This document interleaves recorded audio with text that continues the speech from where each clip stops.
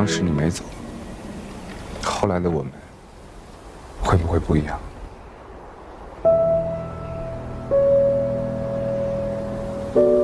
如果当时你有勇气就上了地铁，我会跟你一辈子。如果那时你没有跟我分手，那我们之后也会分手。如果你可以陪我坚持到最后，那也许你就不会成功。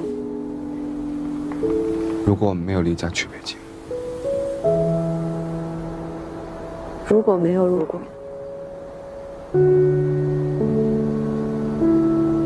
后来的我们什么都有，